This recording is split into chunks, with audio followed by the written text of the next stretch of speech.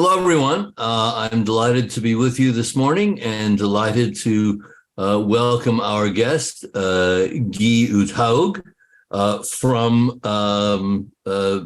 Norway. Yeah? Yes. I got that right, too. Guy is a remarkable Renaissance person in his writing, poetry, translation, and criticism that's been recognized around the world. And we will get to it, but first I want you to hear about his background, because he's written a book on the Shakespeare authorship controversy, if there is a controversy, and guess what side he falls down on. So thank you for being with us. Delighted you're here. You've done a great deal of translating. You've done Byron's Don Juan, Childe Harold's Pilgrimage, Blake's Songs of Innocence and Experience, Keats' Endymion. What motivates you? Why do you do all that?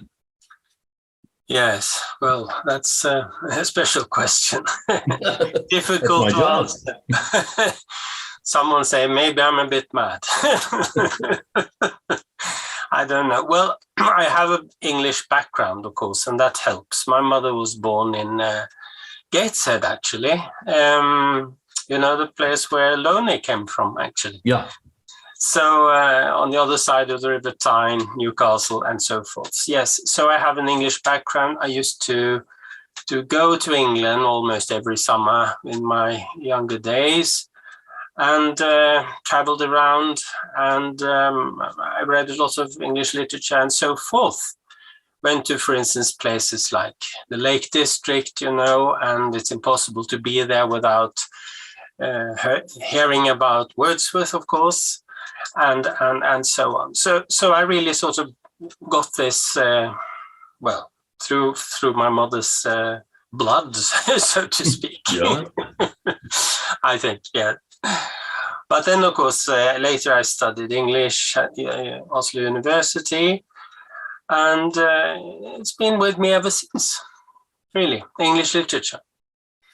So do you translate from English into Norwegian or other languages? Which directions do your translations take? No, it's only to Norwegian. It's only to Norwegian.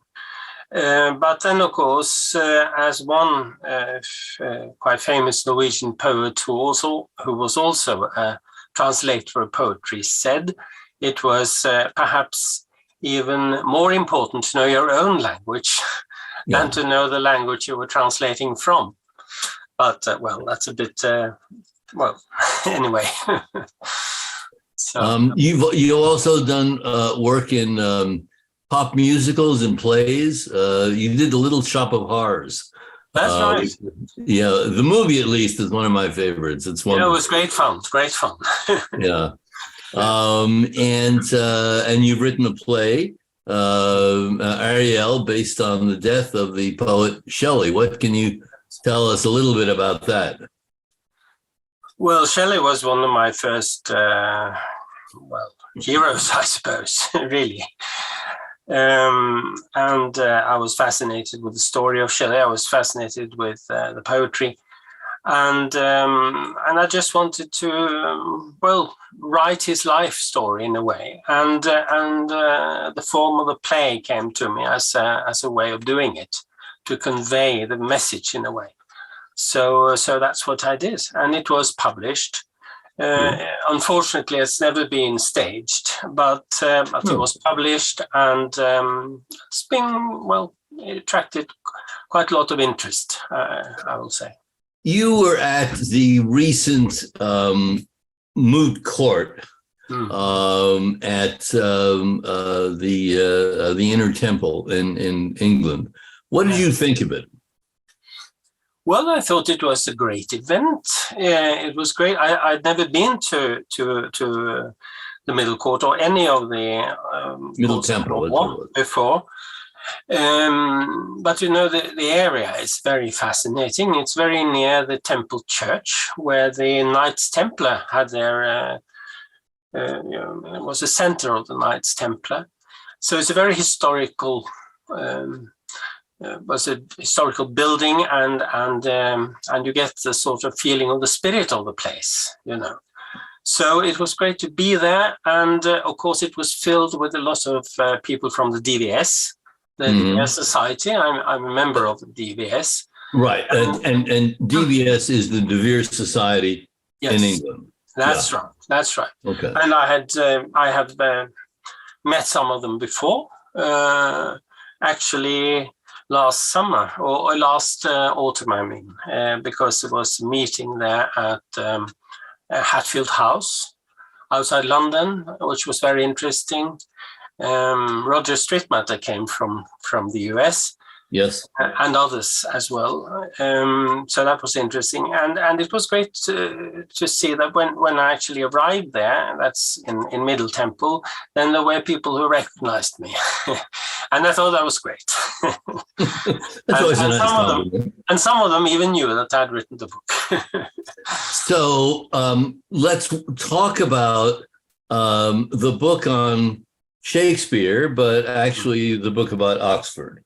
What's it about? Why did you decide to do it? Well, that was something that came gradually. When I had read the first time I really read about the Oxford theory, or what you call it, was in Mitchell's Who Wrote Shakespeare. And that book, I think, came at the end of the 90s. So anyway, it was before the millennium. And when I read that, I was very taken with it.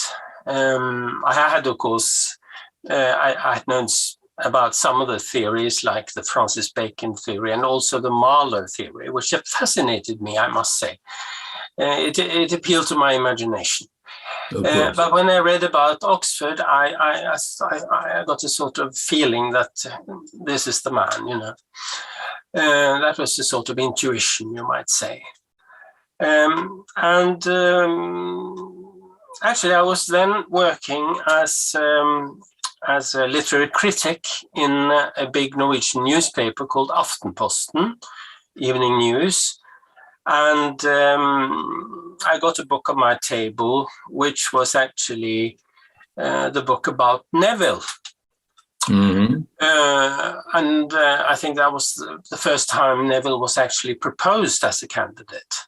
It was Brenda James and William Robbins, yes. I thought this was interesting. I read the book, which was it was my job to do it as a critic. And I thought it was fascinating, and I said so in the newspaper. And of course, there were some professors up at the Norwegian University of Blindern, and they didn't like it. They didn't like it at all. So they wrote. These were traditional professors or professors of the traditional Shakespeare. That's and they right. objected to your raising the idea of somebody else. Yeah, they didn't like it at all. They were actually quite famous professors. One had written a book about Shakespeare himself. And the other one was the editor of a big edition of the Shakespeare plays with Norwegian translations. So these were crucial. I mean, they were very important people in the sort of Shakespeare atmosphere or movement, or what you can call it, in Norway. So they were important, but they just sort of shook their heads and said, "No, this is you mustn't really take this very seriously," and so forth. And I said, "Well, I think the first thing you must do is to read the book, And they hadn't read the book at all. And I said, "Well, it's a good idea to read the book, and then you can see for yourself, and then you can sort of look at at the various ways this situation, I mean, it has been presented. Look at the proofs, if there are any proofs, and weigh it, you know. But they didn't want to do that at all. So this was a sort of debate in Aftenposten between these two professors and myself, and some others joined this, and that was in 2005. And but as I said now in the preface to this book I've just written now, is that the answers that these people gave was so vague, and I wasn't satisfied with it at all. And I thought, this is a question worth looking into. And I suppose that was when I sort of started of thinking, not writing a book perhaps, but sort of studying this as a special field, you know, because it interested me. Yeah. That was the beginning. Then I wrote articles about it in magazines and in newspaper articles. And I started to give talks about it. And then it dawned on me that this was a very controversial theme. I didn't know it was controversial before. Oh, really? No, it didn't. Because, you know, in Norway, this has not been a theme at all. I mean, there's been very, very little written about it. But then someone else started to write about it, and another theory was presented. You perhaps have heard about the Oak Island sort of thing, have you? No. No, it's not my project really.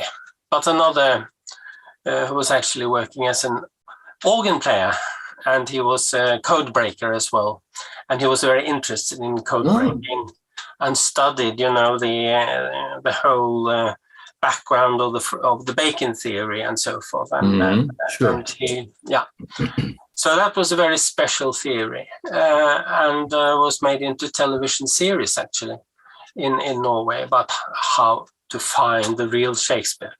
But that was a very controversial thing as well, and some said that this shouldn't have been. The book shouldn't have been written, and and the TV series shouldn't have been made, and so forth. So, welcome to the club. Yes, and then the temperature sort of rose, you might say. But then later in 2016, there was that was of course the year with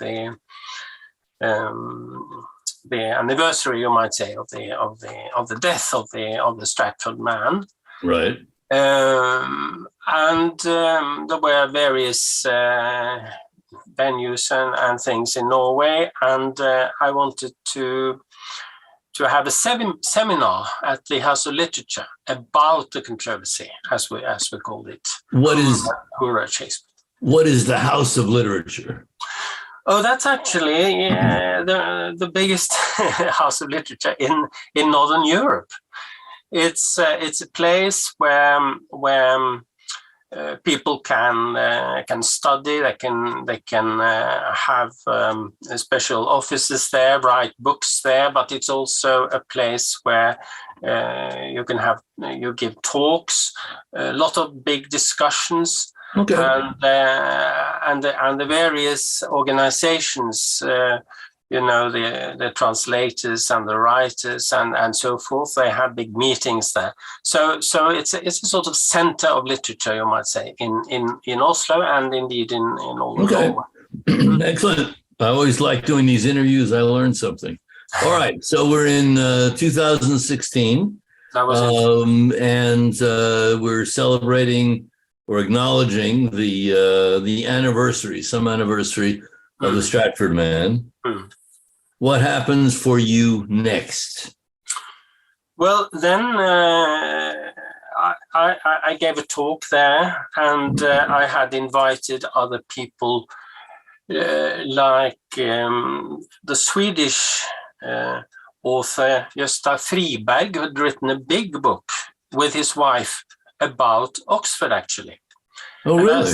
Yes, and that's the first book that was written in Scandinavia about Oxford. It was called. Give me the name again of the author. This might be very interesting. Gösta Friberg.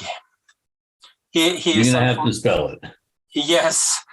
Well, it's G and O with a sort of line through. STA, and Friberg is Friberg. Okay. He was a famous Swedish writer. He'd written novels and even plays, I think. Quite a name in Sweden. Unfortunately, he is dead now. He died a few years ago. His wife was a very, I think she's still alive. She used to play big Shakespeare roles at the Stockholm Dramaten, the big theater in Stockholm. So she was a Shakespearean actress. So that was interesting, and they came over and contributed to this event. And we also actually interviewed Brenda James.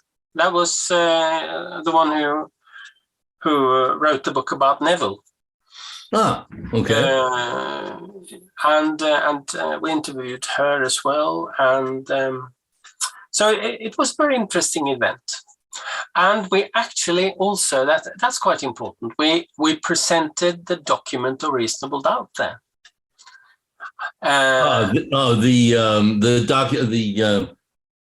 Something of reasonable doubt. I know what you mean. I'm Yes. a signatory to it. It's SAC, the Shakespeare authorship coalition, right? With John Shan. Yes. And they were interested that we could do that, and I said yes, we can do that, and we actually managed to get, I think it was about 70 signatures after this event. Oh, it's very interesting. So we were quite proud about that. So yeah. All right. So at some point you say to yourself or your agents or your publisher, I'm going to write a book. That's right. But and what does he or she say? Pardon? What did you say? Well, you say to someone, I'm going to write a book about Shakespeare authorship. Yes. It's not a subject that everybody jumps at and says, oh, that's great. I know it'll sell 1 million copies. Were they skeptical? Were they encouraging? How did it proceed? No, that proceeded very well, actually, because I had already published a book there. It was a sort of, not a very big publishing house, but not a very small one either, but one with a very, very fine, you might say, history. Quite renowned publisher. Good. Called Dreyer. And they were not at all opposed to it. Really? They were a bit curious about it, I think. But then I said, this is something I would like to do. I think it's important because we've never really written anything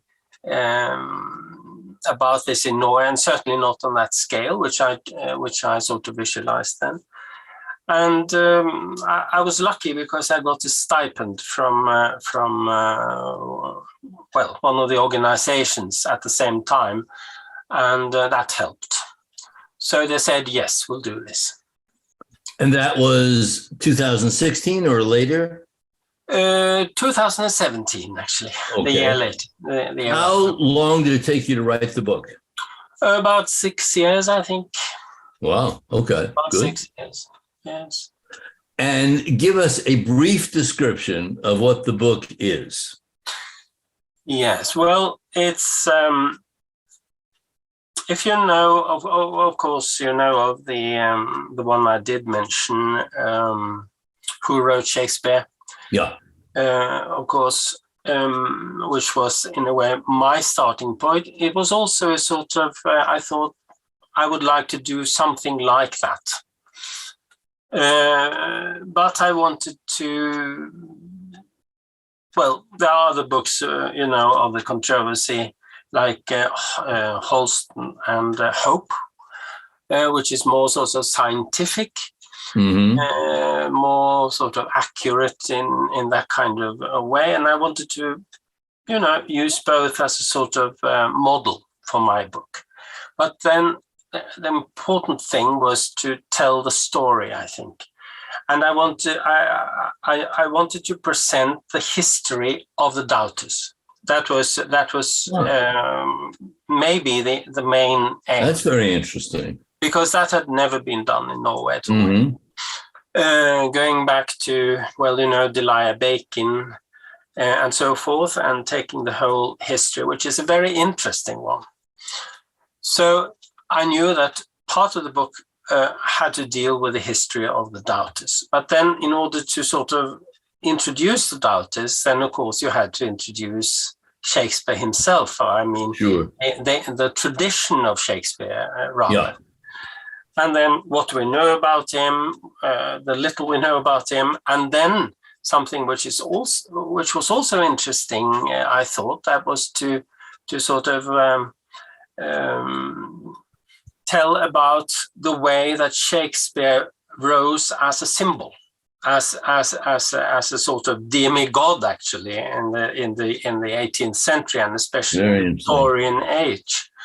So the way that the Shakespeare image sort of grew to a sort of national symbol, a national image. And of course that was transferred later to America as well, as you know. So I think it's quite important. Well, I wanted anyway to write the story of how this happened in a way. And then, of course, after having sort of built up this enormous image, this effigy of Shakespeare as the you know, the natural genius, the great spirit, you know, so forth. And then when you look at the actual testimony or data, I mean, for instance, the ones put forth, you know, in the book by you know, Shakespeare's Unorthodox Biography by Diana Price. Yes. And she examines the historical person, William Shakespeare, the one who actually lived in Stratford and had his life there. And she finds there's so little about him that has anything to do with the place. Almost nothing. Yeah. And of course, that was also one of my aims, to show the actual historical person, which is so, well, bare in a way, as to, you know, the great literature and so forth. It's a different sort of chapter altogether. And then why this enormous gap between this fantastic image, this wonderful genius, and this man who doesn't seem to be interested in literature at all. Did you come to any conclusions as to why there's that gap? Yes, well, of course, I have my own sort of theories. I put some forth in the book. But basically, I suppose one might say that there was some sort of deception, I think. Deception? Yes, from the high... I think it was led from quite a high level of society. Okay. Because the real author couldn't publish under his own name for many reasons. It was absolutely unthinkable. And so somebody protected him. Who? Maybe the Queen. We don't know about these things because they're all sort of hidden, aren't they? But we can sort of we can make a sort of well, scenario in a way, and I do that in the book as well, trying to find out why why this happened and how it came about and so forth. So there are very many different factors here, of course. Now, your book has been published, and I'm going to hope you have a copy of it that you can hold up. I have, yes. And show us. I have. Perfect. And I see your name and Campen on Shakespeare's identities. And Campen is essays, maybe? No, it's actually a battle. A battle Yes. on Shakespeare's. Even better. Yes, it's All a battle. right. Because it All has been and is still a battle. Now, since I began chasing you down all around Europe to try and set up this interview, raises the question of how others are responding to your book. People in other countries, as they know of it, or at least know of your subject matter, as well as in your home country. What kind of response have you gotten? Well, it's early days yet. It's early days. I've only received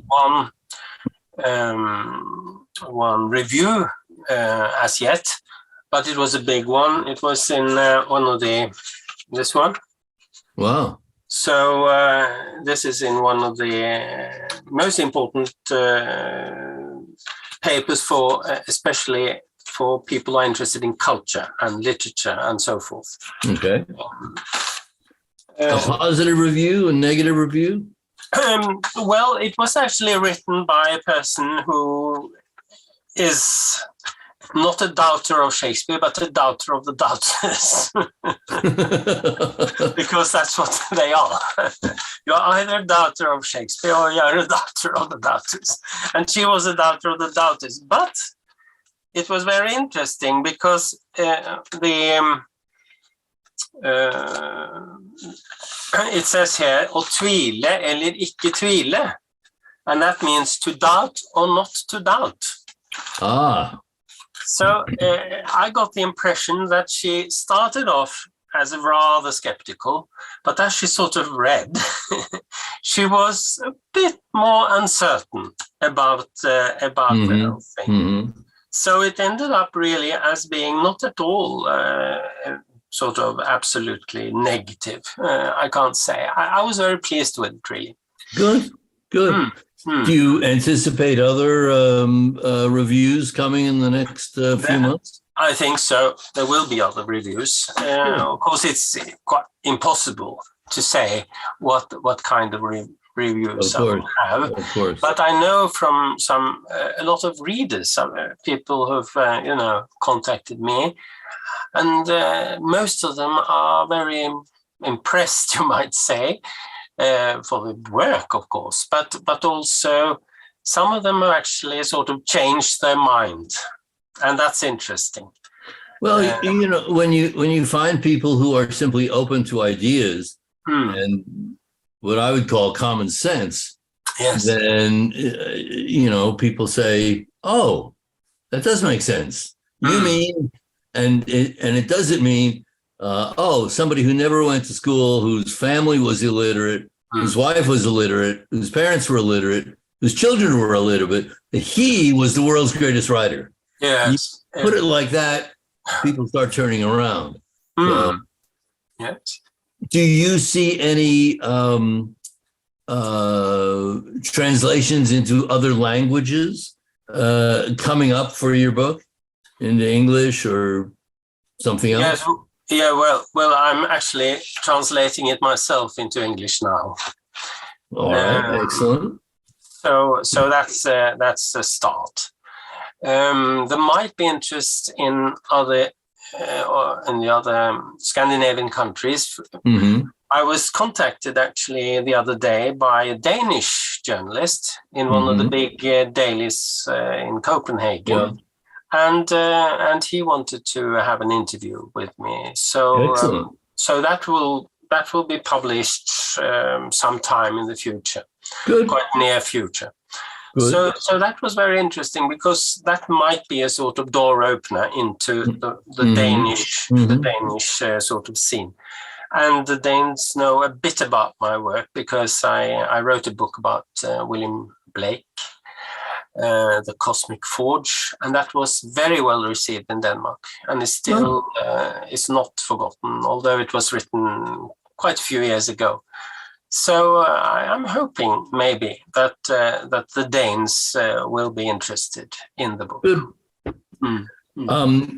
When I was preparing for our talk, I looked at many of the images, excuse me, of your sculptures, and I was very impressed by them. They have great rhythm to them. They have almost a kind of musical senses of birds flying around, and they were. I'm sorry we can't put them up on the screen, but I urge everyone to. It's probably on Google Images. Find your work to really enjoy it. Is there? I mean, it sounds to me as if you did a great deal of research into existing documents. Did you form, and in your book, did you put any discovery of yours about the authorship that you feel did not occur elsewhere? It doesn't have to be, because this has been a subject that's been around, but I'm just sort of curious if I can sell people to buy the Norwegian version of this. I'd like to do that. So. Yeah, well, that's very nice, kind of you. I just must say that it wasn't actually me who did the sculptures. It was my father. I beg your pardon. I didn't realize No, that. that's all right. He was a sculptor, and he actually exhibited his work in Chicago in 1968. They're still beautiful. Yes. But yes, here and there I have, I think, made some suggestions, which I haven't seen perhaps everywhere. Minor suggestions, perhaps, but if you sort of add them together, then maybe it can be one way of looking at it as well. I can just mention one thing now.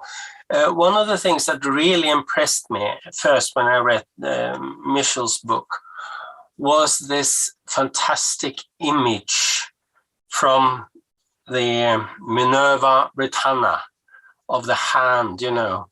Mm-hmm. Yes, behind the curtain of and sort of emerging with the pen and writing this name. Very interesting.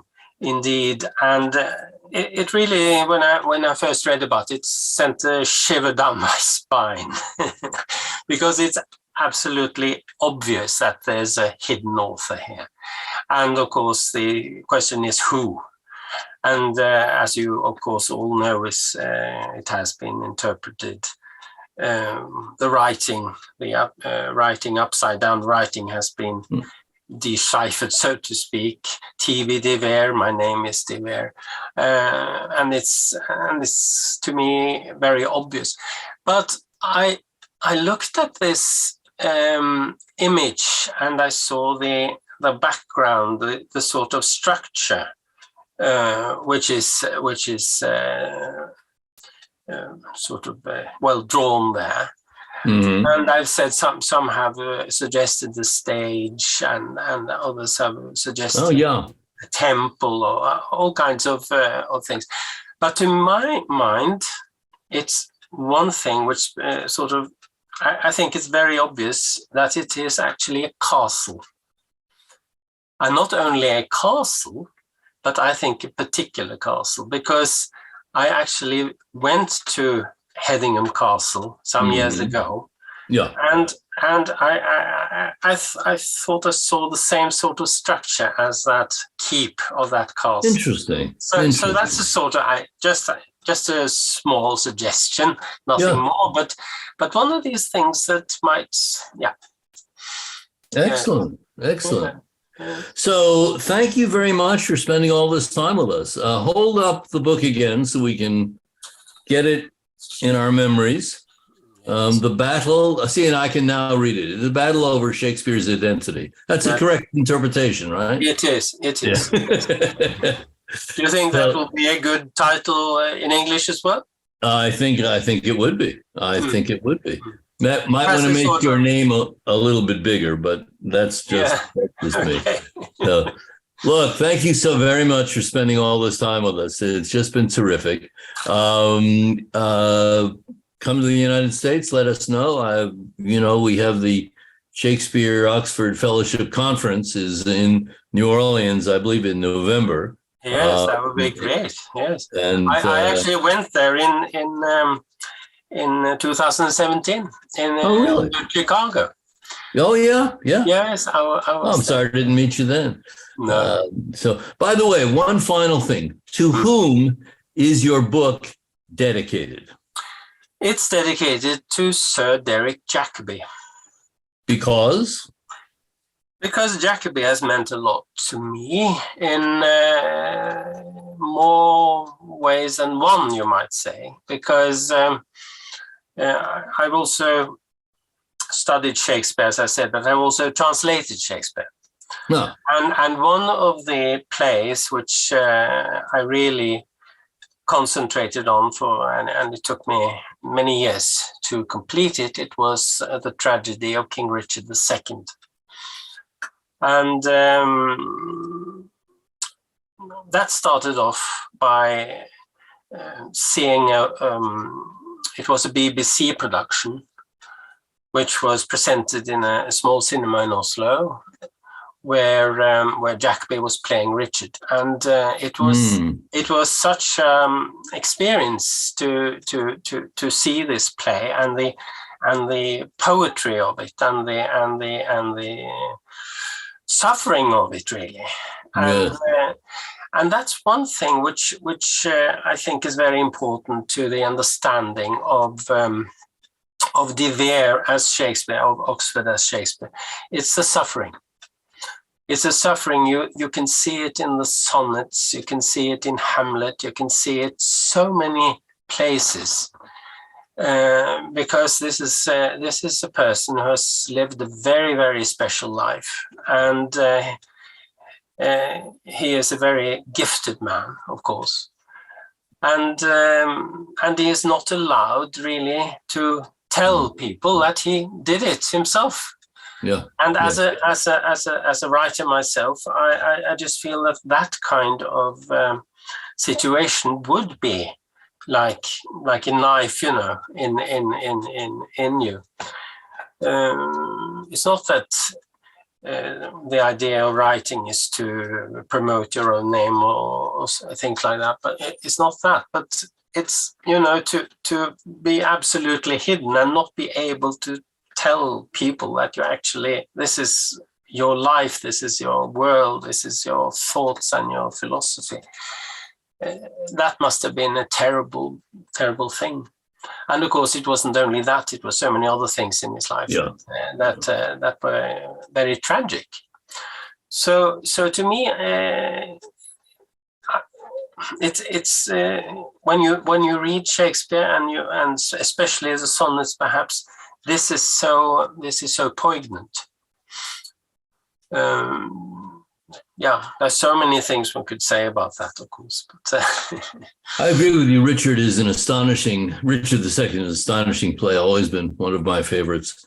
I'm going to thank you again. I'm going to let you go so you can go back and work on the English language translation.